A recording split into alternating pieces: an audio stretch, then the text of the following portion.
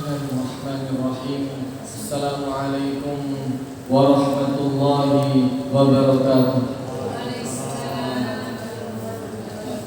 Alhamdulillahirabbil alamin.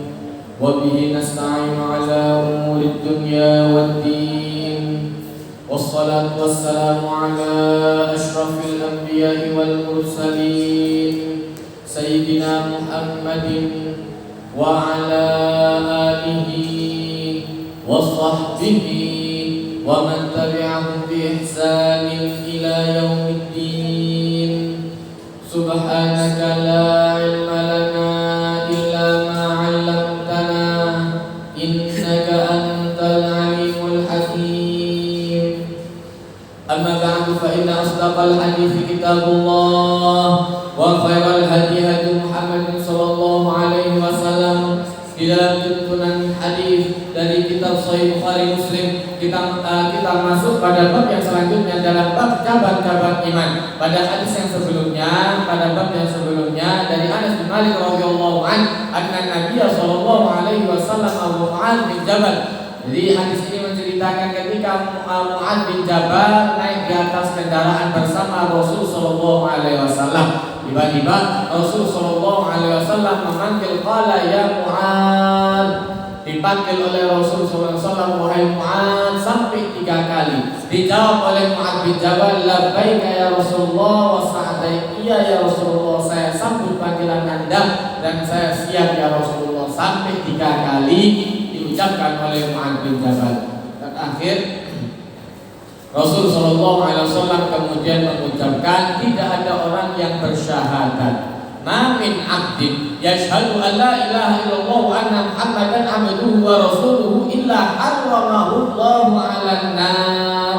Tidak ada orang yang sudah pernah bersyahadat lalu tidak kembali kafir lagi.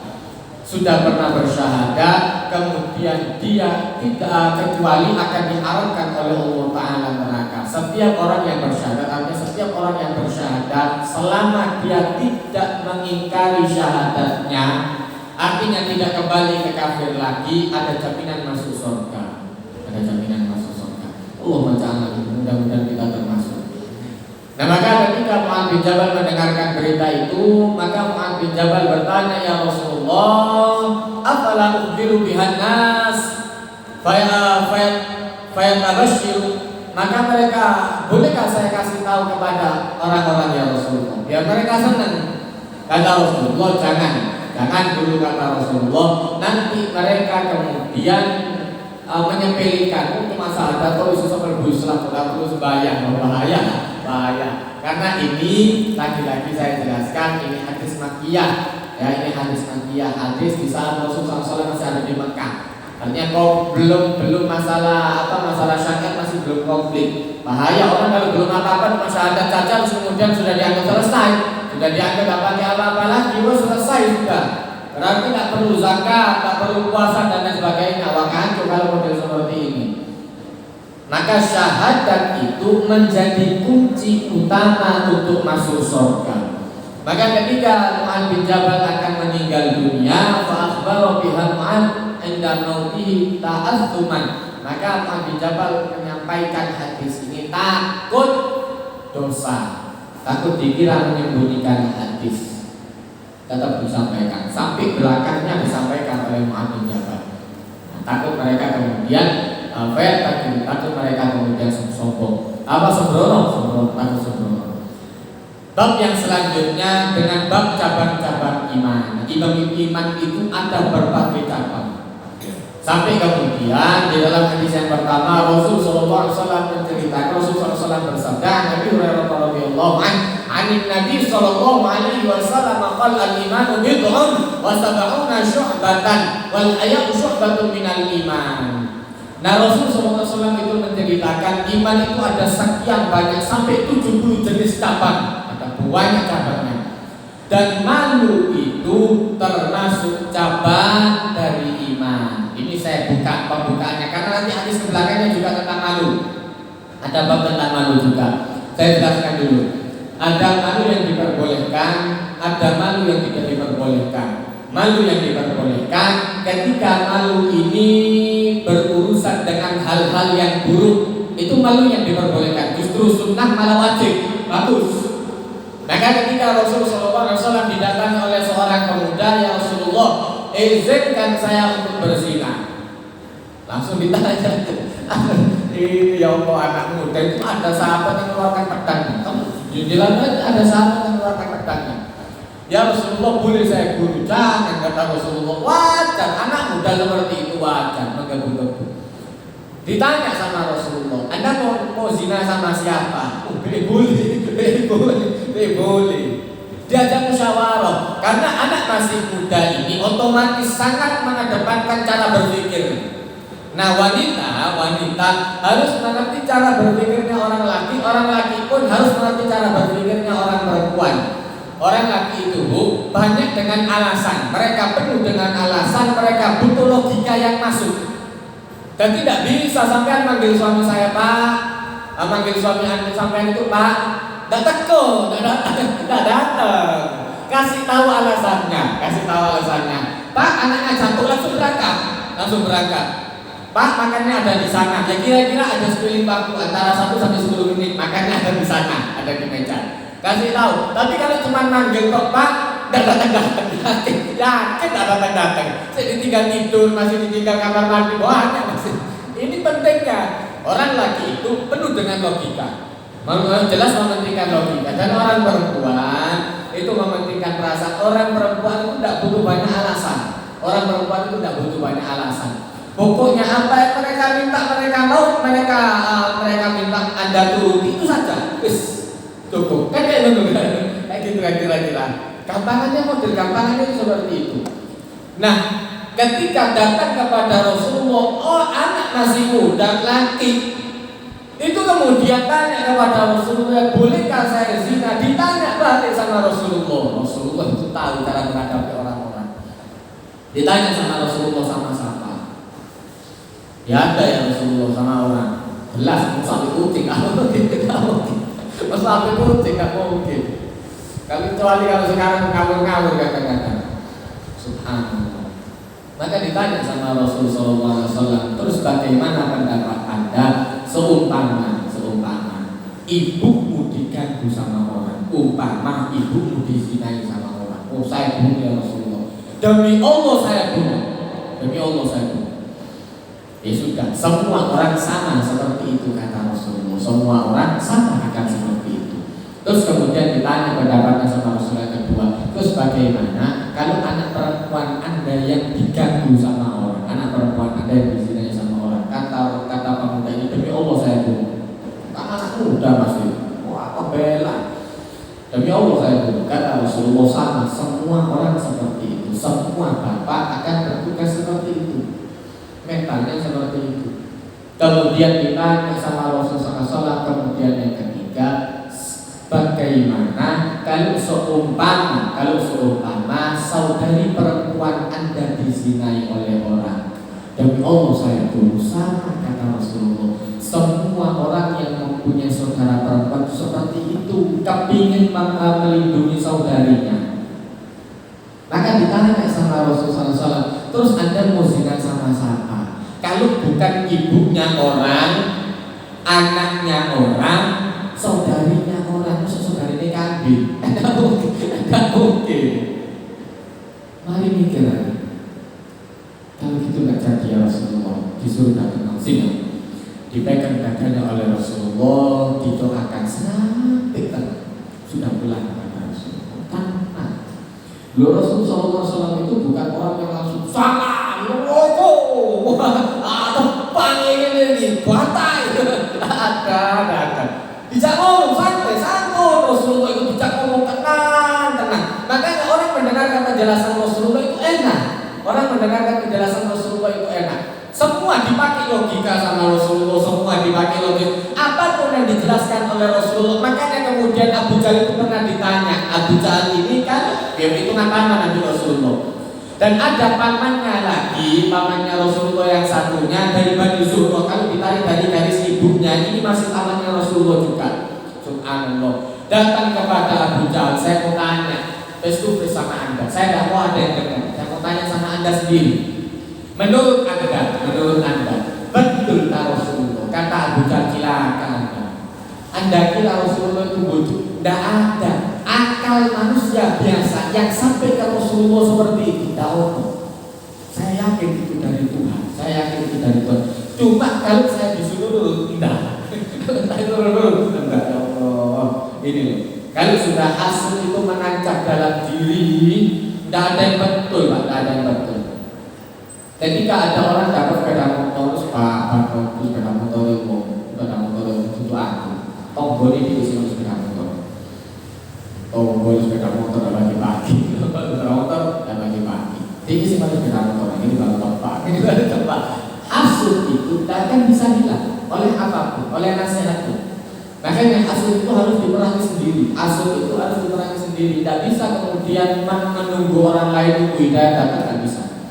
Nah, maka malu yang diperbolehkan, malu yang sangat disunahkan, bahkan wajib itu adalah malu ketika orang berbuat maksiat. Kalau sudah urusannya maksiat, dia malu, maka ini baik. Ini baik. Ketika ada seorang tanya kepada ayahnya, kebetulan ayahnya orang alim luar biasa. Sama modelnya. Dia izin sama abahnya, "Bah, ini anak sudah umur 17 tahun lebih. Bah, izinkan saya untuk zina." Tidak apa-apa, kata abah, tidak apa-apa. Anak, kalau sudah ditanami tauhid yang dalam, Anda bisa lepaskan. Tapi selama anak ini belum ditanami tauhid, jangan dilepas. Umurnya sudah 50 Ustaz, walaupun umurnya 50, imannya belum komplit, jangan. Bahaya ya Allah, bahaya. Makanya Rasulullah SAW mengajarkan prinsip pendidikan dalam Islam tidak panjang. 7 tahun pertama, kata Rasulullah SAW, ajak mereka bercanda, ajak mereka main. 7 tahun pertama ini penanaman tauhid. Jangan sampai mereka kecewa dengan kita. Itu 7 tahun pertama. Anda ajarkan aturan, yang mana yang baik, yang mana yang salah, yang mana yang benar, yang mana yang kemudian tidak benar. Anda ajarkan ini di 7 tahun yang pertama. Ajak mereka untuk bercanda, ajak mereka untuk enak, ajak mereka untuk senang-senang, tapi tidak melupakan ada aturan. Makanya di 7 tahun pertama ini anak diajarin sama tante, sama paman, salaman ya, salaman. Di 7 tahun yang pertama tidak mau salaman, Pak, seterusnya tidak mau salaman. Kalau sudah 7 tahun pertama lolos, tidak mau kemudian hormat sama orang tuanya, tidak tahu aturan masuk keluar rumah sembarangan, selanjutnya akan seperti itu. Maka 7 tahun pertama ini inti dalam pendidikan, umur emas 7 tahun pertama. Masuk, keluar, ajarkan anak-anak. Kalau masuk, assalamualaikum. Kalau keluar, assalamualaikum. Ya, ajarkan anak. Kalau seandainya Anda masuk, nak pamit sama orang tua, salaman. Kalau Anda perempuan, Anda pamit lagi sama. Kalau Anda keluar, Anda pamit lagi sama orang tua. Ajarkan batasan-batasan itu di 7 tahun pertama.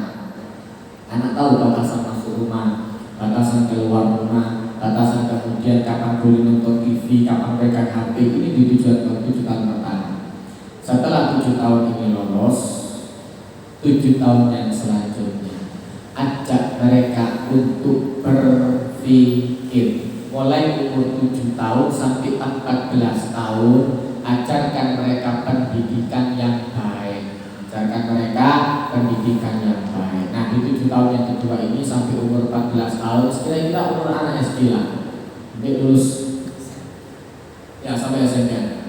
Sampai 14 tahun.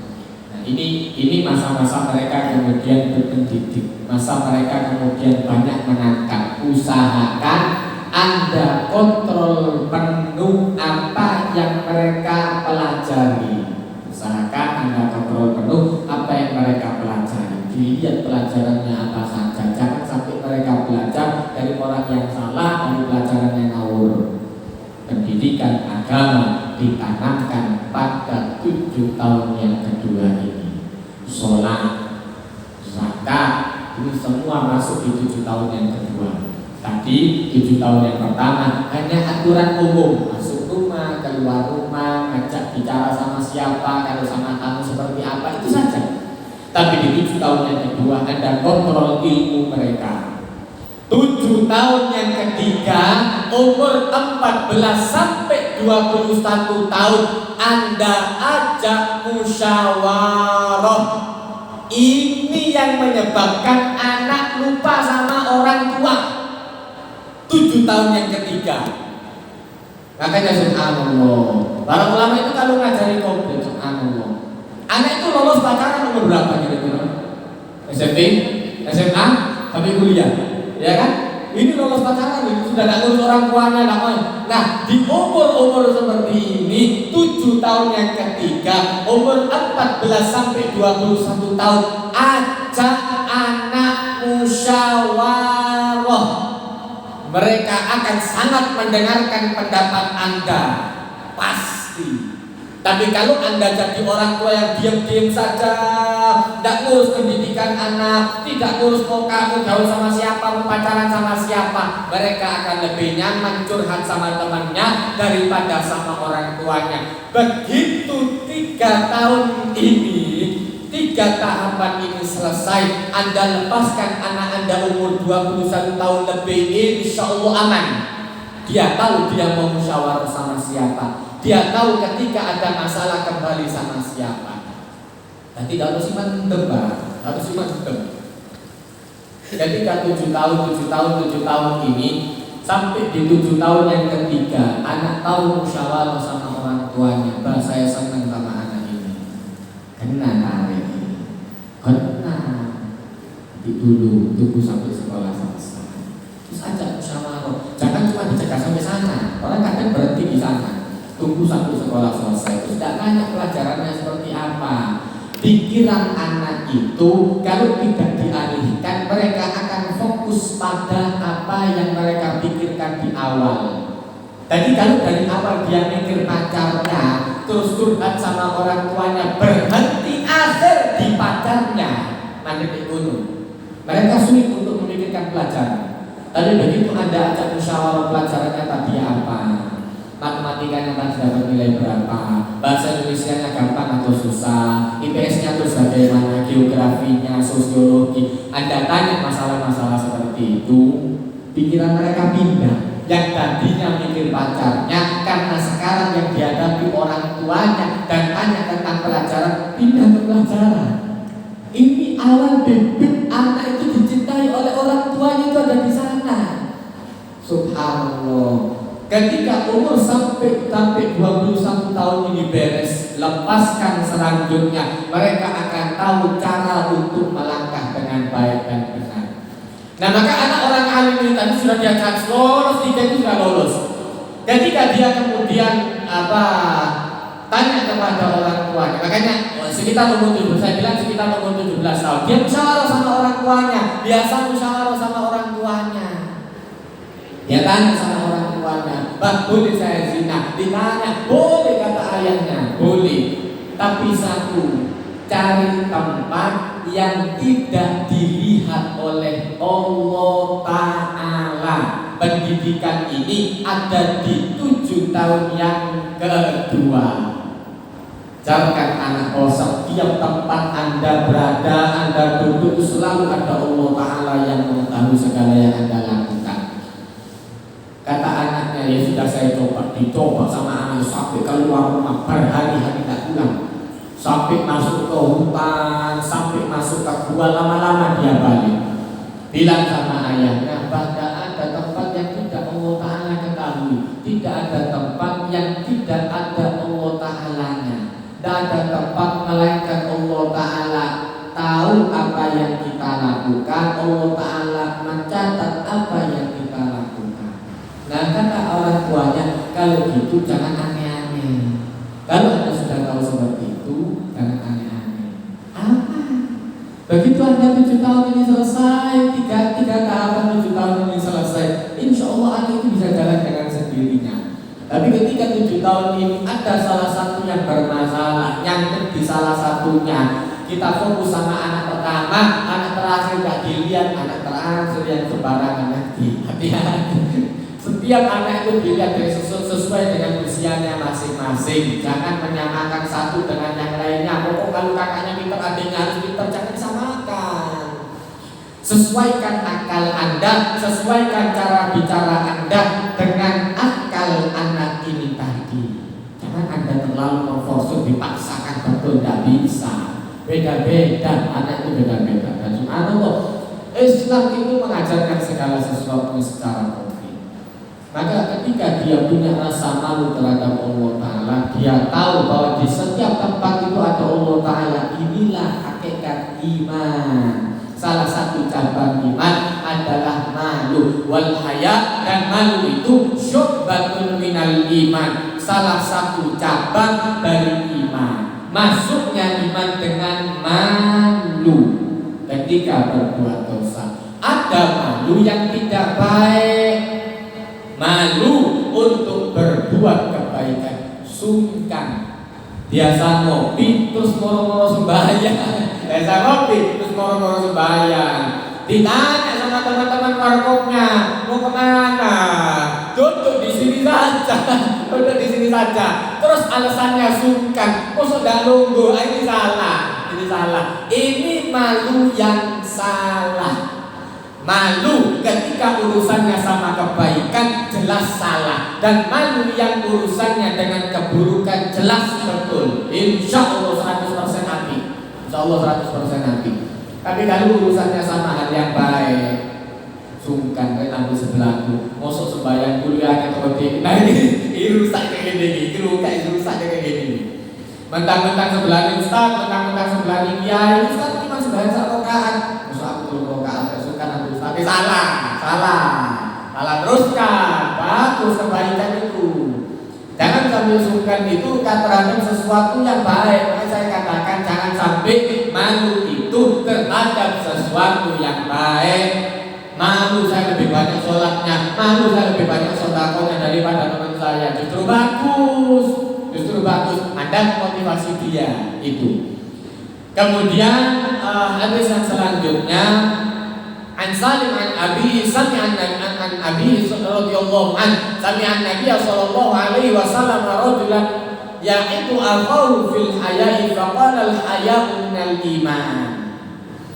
Hadis dari Salim dari ayahnya, beliau menjelaskan sesungguhnya Rasul sallallahu alaihi wasallam mendengar ada orang yang menasihati saudaranya karena malu. Ini malu dalam hal yang tidak baik. Malu dalam hal yang tidak baik. Dinasihati, jangan sungkan-sungkan, jangan ini. Makanya saya bilang malu itu ada 2, ada yang baik, ada yang tidak baik. Laki-laki seperti itu.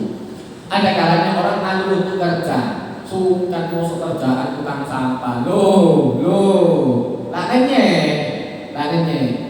Ini hati-hati, malu. Masa teman-teman saya, saudara-saudara saya kerjaannya enak semua, saya kerja tidak enak. Nah ini malu yang tidak baik, ini bahaya ini. Malu terhadap pekerjaannya sendiri, malu terhadap apa prestasi yang dia punya, terhadap pencapaian dia, ini bahaya. Dan jangan suka membanding-bandingkan rezeki orang. Iparku rezekinya sudah segini, mau tak ini wajah. Misalnya ini tidak api, kalau sudah modelnya seperti ini bahaya. Banding-bandingkan ini tadi, rezeki itu tidak bisa dibandingkan, Pak. Sendiri-sendiri, orang dapatnya sendiri-sendiri. Makanya saya ketika mau nikah itu, saya mesti pakai baju yang mau lihat orang, anaknya orang itu, saya mesti pakai kaos. Tidak kalau ngomong api boleh ngomong itu mau datang ke mertua ngomong api luar biasa, tidak. Saya cuma pakai kaos, pakai celana biasa. Saya kepingin dilihat saya, bukan Nabi. Nabi Ustaz harus jelas, miskin sih sana. Ini Ustaz anyaran sih, Kalau Anda bandingkan rezekinya jelas jauh beda, Anda bandingkan ilmunya jelas jauh beda. Makanya saya pengen dilihat saya, bukan Nabi, bukan orang tua saya yang dilihat saya. Anda nikahkan anak Anda, jangan lihat ipar Anda, jangan lihat saudaranya, jangan lihat desanya. Oh bisa jadi orang kaya, turun itu anak isoge, turun itu anak yang pintar. Dan ini banyak kejadian yang dilihat orang tuanya. Ternyata dinikahkan anaknya tidak jelas. Lawal-lawal, tak kobon, pokoknya lo teman-teman begini sing isoge lah, makanya rusak yang kayak gitu caranya. Lihat calonnya. Makanya kemudian ketika ketika Rasulullah SAW kelihatan orang ini memarahi saudaranya karena suka malu terhadap sesuatu yang tidak baik, dinasihati, rokok itu maju. Kalau kelihatan itu maju, pacaran itu awal langsung WA dulu. Oh salah kayak gitu. Ini mah jangan saling ngaku kelihatan apa itu. Anda kita duluan lah rusak ini kayak gini. Nah maka ketika itu kemudian dinasehatkan, kata Rasulullah SAW, da'hu. Nah, di dalam riwayat yang lain Rasulullah SAW menjelaskan da'hu fa innal haya'a minal iman. Di dalam hadis ini Rasulullah SAW menjelaskan al haya'u minal iman. Haya, malu itu termasuk sebagian dari iman. Hadis yang selanjutnya dari Imran bin Husain radhiyallahu anhu. Imran bin Husain ini orang yang cobaan yang luar biasa. Imran bin Husain ini orang cobaan yang luar biasa. Dia diberi oleh Allah Ta'ala penyakit wasil ambeien. Itu parahnya luar biasa. Sampai kemudian dia tanya sama Rasulullah SAW, ya Rasulullah, sholat saya seperti apa? Dia tidak minta didoakan, ya Rasul, doakan sebentar. Dia tanya, ya Rasulullah, sholat saya bagaimana? Tanya sama Rasulullah, kenapa? Ya Rasulullah, di tempat tidur saya, kasurnya dia itu bagian pantat itu dibolong, yang belakang itu dibolong. Saking darah itu nanti terus. Dan kata dia, saya tidak kuat ya Rasulullah. Umpama suruh sholat berdiri, kata Rasulullah SAW, sholat qaiman, sholatlah sambil berdiri. Ya Rasulullah, kalau tidak kuat, ngedrop, darah rendah, darah keluar terus. Ngedrop ya Rasulullah. Sholat qa'idan, kalau tidak bisa berdiri, sholatlah dengan duduk. Kadang tidak bisa ya Rasulullah, sholatlah dengan berbaring. Tidak bisa cairan, sholat dengan berbaring. Kalau masih tidak bisa, kata Rasulullah, sholatlah dengan isyarat. Terakhir, nah sholat dengan isyarat mata atau isyarat mulut. Kalau bisa dua-duanya, Allah Akbar, Allah Akbar. Isyarat tidak bisa dikubur. Isyarat tidak bisa.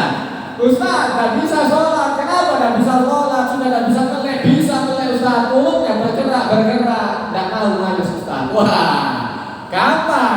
Ada datangkan 40 orang keluarga, taruh itu orang di depan, insya Allah langsung sembahyang. Iya kan pas sembahyang daripada nggak sembahyang ya kan, lebih baik pas sembahyang ini kenapa? Ini simulasi sholat jenazah. Karena ada lakukan sholat, maka kita simulasi sholat jenazah. Anak-anak yang malas untuk sholat datangkan ke masjid, kita adakan simulasi sholat jenazah. Insya Allah langsung sembahyang. Yakin insya Allah langsung sembahyang. Obat aku daripada aku sembahyang mati. Maka Imran bin Husain ini subhanallah diberi cobaan luar biasa dan sabar luar biasa. Dia wasiat sama adiknya, dia minta sama adiknya, Dik, kalau seumpama saya meninggal, baru Anda boleh buka rahasia saya. Ditanya sama adiknya, kenapa Anda tidak minta sembuh? Jangan bilang-bilang. Nanti kalau saya sudah meninggal, baru Anda boleh cerita sama orang lain. Dan diceritakan sama adiknya ketika sudah meninggal. Imran bin Husain menjelaskan, saya ketika sabar, kalau dalam hari itu saya sabar, malaikat itu turun mendoakan. Ini yang Allah Ta'ala menjelaskan, innal ladzi qalu rabbuna Allah, orang yang mengucapkan qalu rabbuna Allah, Tuhan adalah Allah, summa istaqamu, kemudian mereka istiqomah, tatanazzalu alaihimul malaikah alla takhafu wa la tahzanu.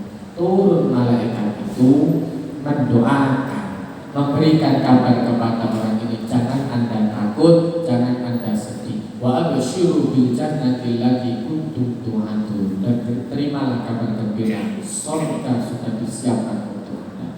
Saya kelihatan malaikat itu turun, dan saya kelihatan malaikat itu mendoakan orang yang sabar. Kalau hari itu saya protes, ya Allah, kena sembuh-sembuh dan situ muncul malaikat. Umpama kita dilihatkan luar biasa, orang sakit tidak sabar. Tapi karena kita tak kelihatan sabar, kok gini-gini wae. Ya Allah, Anda mau minta hidup kayak kamu tadi kayak ayam pakai lembar kayak. Oh, itu kayak kamu rupaan gini-gini wae. Lalu dari tatar gulung. Ya Allah, sabar. Imran bin Muslim meriwayatkan, sesungguhnya Rasul sallallahu alaihi wasallam bersabda annahu qal al-haya'u la ya'ti illa bi khair. Rasul sallallahu alaihi wasallam bersabda, malu itu tidak akan mendatangkan kecuali kebaikan.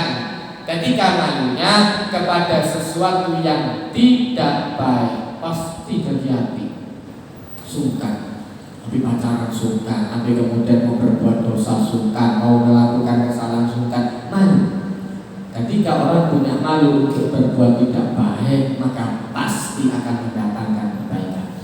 Bab yang selanjutnya, bab tentang amal yang utama dalam Islam. An Abdullah bin Amr bin al-As radhiyallahu anhu, anna rajulan sa'ala Rasulullah sallallahu alaihi wasallam ayyul islami khairun, qala tut'imu ta'am wa taqra'u salama 'ala man 'arafta wa man lam ta'rif.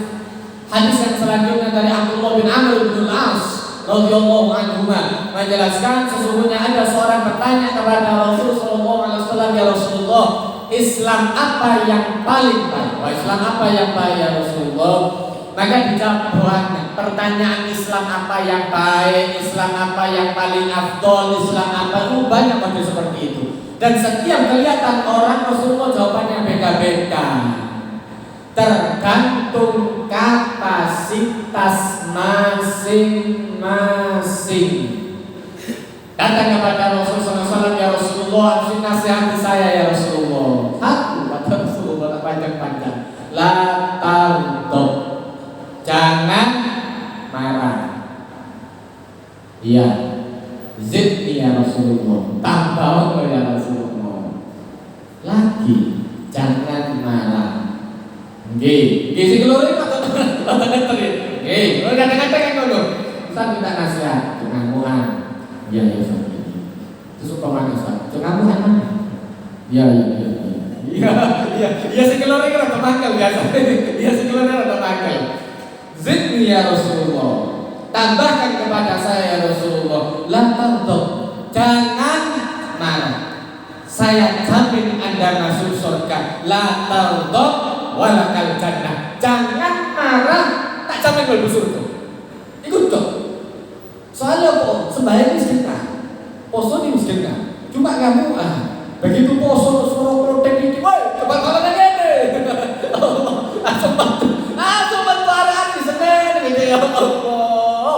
Gak ngerti wong poso lawan sungguh di Senin ya Allah.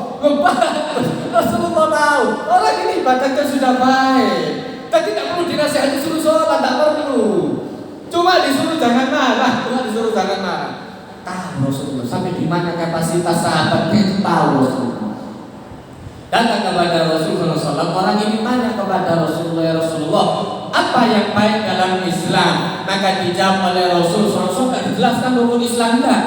Yang pertama kata Rasulullah, tut'imut ta'am, Anda memberi makan kepada orang lain. Kemudian wa taqra'us salama 'ala man 'arafta wa man lam ta'rif. Ada hubungan baik, kasih makan. Berarti Rasulullah tahu kalau orang ini mampu. Terus yang kedua, biasanya penyakitnya orang yang agak kaya nggak nyopo. Ini penting. Ini tahu subhanallah. Rasulullah tahu, sampai di depan itu tahu. Karena biasanya penyakitnya orang yang kemudian suki, medit, tak nyoba bego. Kau tak sopor bukan? Pikirannya kan aku lakukan. Nanti kalau saya sampai nanti utang bahaya kalau saya baik.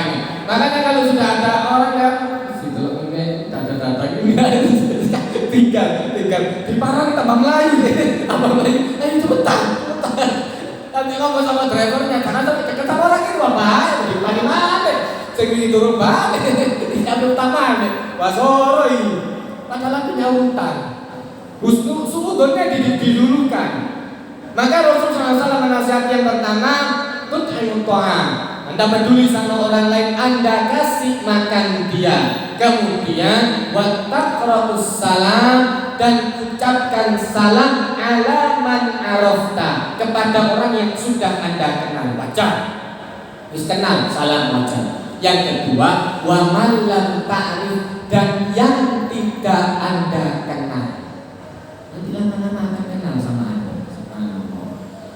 Ini penting. Haibatus salam, haibahnya salam itu tinggi.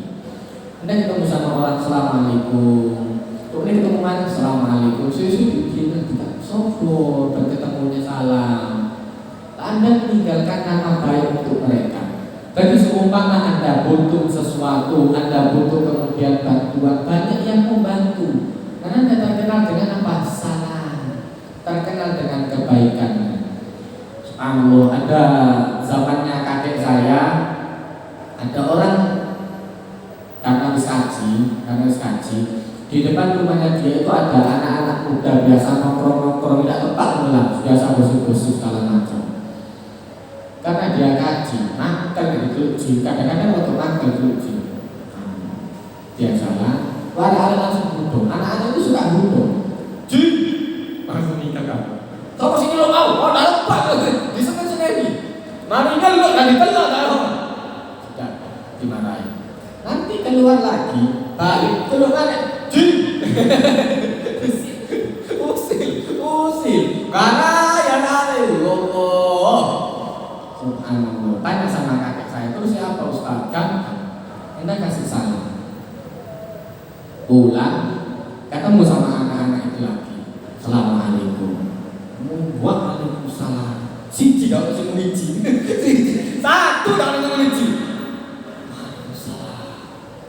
Di balik ini, murid kan berangkat lagi disanksi salam lagi, lama-lama tidak ada ini loh. Lama-lama ada lama.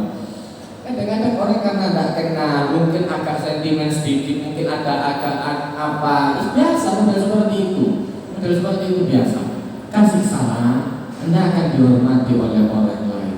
Ini penting. Kadang-kadang model seperti ini orang meremehkan. Salam mempunyai haibah yang luar biasa. Subhanallah. Dan ini juga saya alami, karena ya orang Arab tadi biasa masih ngelok-ngelok, marah dengan kasih salam. Biasanya kasih salam. Assalamualaikum. Lama-lama anak-anak yang biasa ngelok, jadi lagi ngelok namanya Waalaikumsalam Ustaz. Ya, itu Ustaz. Waalaikumsalam Ustaz. Kan sama itu kayak lagi tapo ini mah. Waalaikumsalam Ustaz. Lama-lama tidak ada. Akan hilang sebutan-sebutan yang tak baik tadi.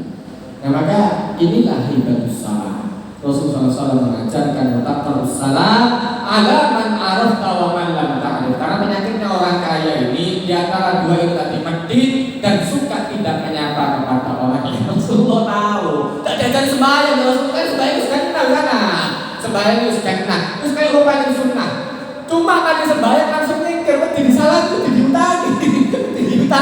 Langsung nyingkir. Ya Allah. Assalamualaikum warahmatullahi wabarakatuh. Undang duit. Assalamualaikum warahmatullahi wabarakatuh. Undang duit. Tadi ini kan harus bisa ngobrol lebih baik daripada aku diutangi, ya kan? Langsung nyingkir. Ini penyakitnya. Hadis yang selanjutnya dari Abi Musa al-Asy'ari radhiyallahu anhu. Qala qultu ya Rasulullah ayyul islami afdal? Qala man salimal muslimuna min lisanihi wa yadihi. Hadis ini masyhur, banyak dipakai. Hadis yang selanjutnya dari Abi Musa al-Asy'ari radhiyallahu anhu menjelaskan, dia bertanya kepada Rasul sallallahu alaihi wasallam, ada seorang sahabat bertanya kepada Rasulullah, ya Rasulullah, Islam apa yang paling afdal, yang paling utama ya Rasulullah? Abu Musa itu orang baik, sahabat Ansor juga orang baik. Maka Rasulullah tahu model-model seperti ini, Rasulullah tahu.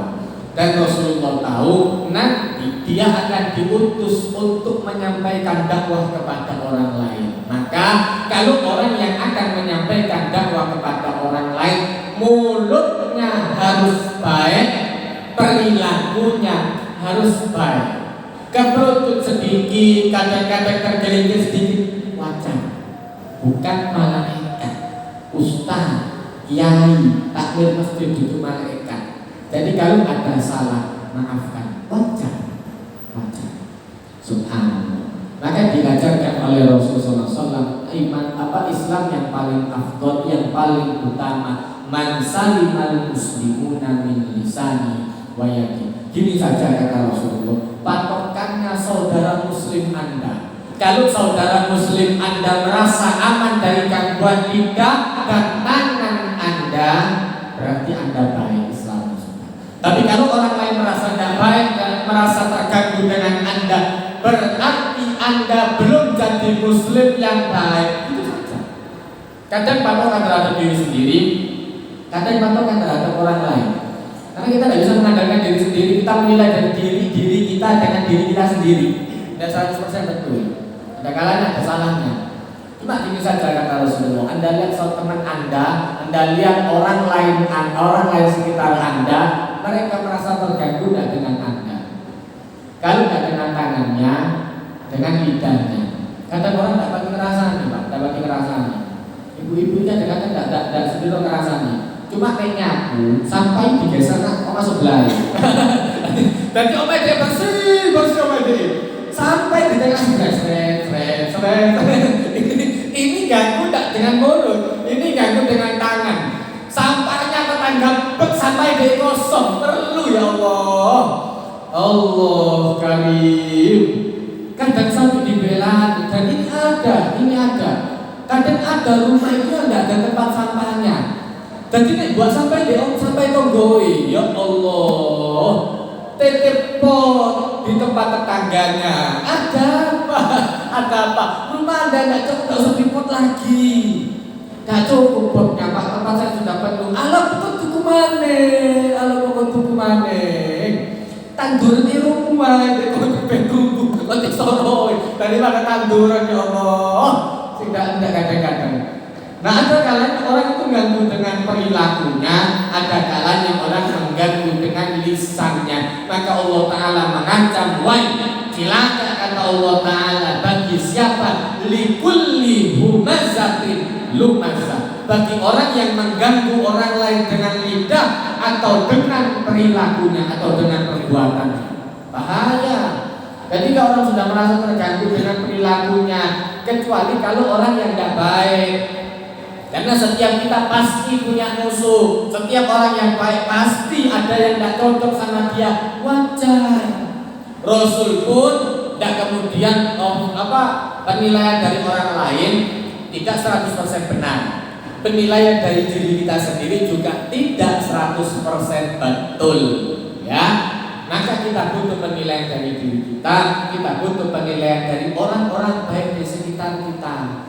Kalau orang baik di sekitar kita merasa terganggu, hati-hati. Tapi kalau orang baik di sekitar kita merasa nyaman dengan kita, alhamdulillah, berarti bagus, memberikan efek yang baik. Nah, ini penting. Hadis yang selanjutnya bab tentang orang yang bisa mencapai kelezatan iman. Jadi bukan hanya iman. Yang dipentingkan sama Rasulullah, orang bukan hanya sholat, tapi orang bisa nyaman dengan sholat. Makanya Allah Ta'ala mengajarkan inna sholata tanha anil fahsya'i wal munkar. Goalnya nanti, capaiannya nanti, orang yang sholat ini bisa menjauhkan dirinya dari perbuatan buruk dan perbuatan munkar. Ustaz, kan bus baik Jumat itu mati sandal sepatu, man itu mati sandal eker. Sembayang ini segala salah. Bukan sholatnya yang salah, orangnya yang salah. Betul banget yang salah. Wong itu tidak tepat sana. Sholatnya masih belum bisa mempengaruhi dirinya. Dirinya yang masih tertutup. Nanti di saat orang baik terus awal betul Ustaz, Masya Allah saya lihat awal Ustaz dia datang itu mulai Jumatan gaya eker mana, berangkat mana gaya selalu mana mulai gaya eker. Suwe lama-lama dia pulang berangkat pakai selalu, pulang pakai selalu juga. Karena sudah kata sandal yang bagus di masjid. Luwelek kabeh gara-gara deto. Oh, tobat. Selesai tobat. Lama-lama sholat ini bisa mempengaruhi perilaku. Sungkan. Mau berbuat buruk itu sungkan malu. Mosok bendino nang masjid kelakuan seperti ini wahnya. Lama-lama akan mau berubah. Lama-lama akan berubah. Nah, maka dari iman pun Rasulullah itu kepengennya orang itu bukan hanya merasakan iman, tapi orang merasakan lezatnya iman. Syekh Abdul Qadir Al-Jailani beliau menjelaskan, saya merasakan nikmatnya sholat tahajud setelah 40 tahun. 40 tahun sebagai tahajud baru kerasa enak tahajud. Ninggal tahajud itu udah enak. Ini tidak bisa sehari 2 hari langsung selesai. Orang berzikir pun tidak bisa 1 hari 2 hari langsung cinta, tidak bisa. Harus dilatih terus. Lama-lama orang akan keluar dan bawa tasbih tidak enak. Terus ketinggalan dompet disorot tasbih ketinggalan. Digoreng yang bikin perlu mulai itu kayak Jum'ati buat ngambil tasbih tidak enak, tangan biasa wiritan dan jangan tasbih tidak enak. Maka kebaikan ini harus dilatih. Tidak sakit-sakit terus ngomong sendah. Maka Rasulullah SAW mengajarkan dari Anas bin Malik radhiyallahu anhu, Nabi sallallahu alaihi wasallam qala thalathun man kunna fihi wajada bihinna halawatal iman. Ada 3 golongan kata Rasulullah. Kalau 3 ini masuk, kalau tiga sifat ini masuk, maka dia bisa merasakan lezatnya iman. Yang pertama, man kana Allah wa rasuluhu ahabba ilaihi mimma siwahuma. Barang siapa yang Allah Ta'ala dan Rasulnya lebih dicintai dari segala sesuatu. Sayyidina Umar datang kepada Rasulullah SAW, ya Rasulullah, saya cinta kepada Allah Ta'ala dan saya cinta kepada dan saya cinta kepada Anda. Ditanya sama Rasulullah, bagaimana dengan Anda? Saya masih cinta kepada diri saya, ya Rasulullah. Mati ya anak? Belum, kata Rasulullah. Belum. Tapi Anda bisa berkorban. Cinta itu mau melakukan pengorbanan. Tidak ada cinta tanpa pengorbanan. Wujudnya cinta tanpa pengorbanan. Semua orang yang cinta pasti akan berkorban, mengorbankan kelelahannya, mengorbankan pikirannya, semua mengorbankan uangnya demi yang dia cintai. Ini baru cinta. Orang kalau sudah cintanya kepada Allah Ta'ala dan Rasul lebih dari segala sesuatu, satu, baru dia bisa merasakan lezatnya iman. Tapi dulu tidak eman lah. Karena orang sekali mulai dipikir ya begini. Bukan yang tak mau kasih batu rokok. Kepikiran, ya Allah, kepikiran, ya Allah. Kadang-kadang kali ngantuk otak amal jalan di kok begitu ngantuk. Mau sudah lebih tidur. Salah lu, ya Allah. Niatnya 100.000, ternyata yang masuk 10.000. Salah. Oh, kira-kira sore ini. Ya Allah. Berarti Allah Ta'ala masih belum dicintai lebih daripada dirinya sendiri. Kalau masih cinta terhadap dirinya sendiri melebihi Allah Ta'ala, masih belum bisa merasakan lezatnya iman.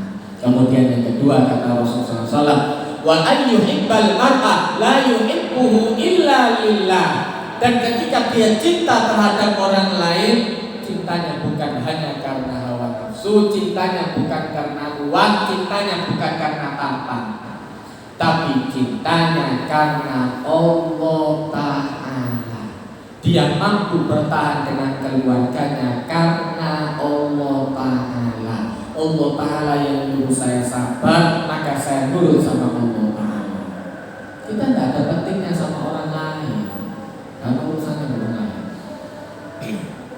Kemudian yang ketiga, wa ayyakraha ayyauda fil kufri ba'da an anqadahu Allahu minhu kama yakrahu ayyudhafa finnar. Dan dia tidak suka untuk kembali kepada kekufuran, seperti dia tidak suka untuk dilemparkan ke dalam api neraka.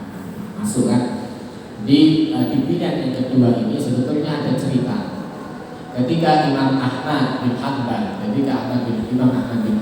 kemudian beliau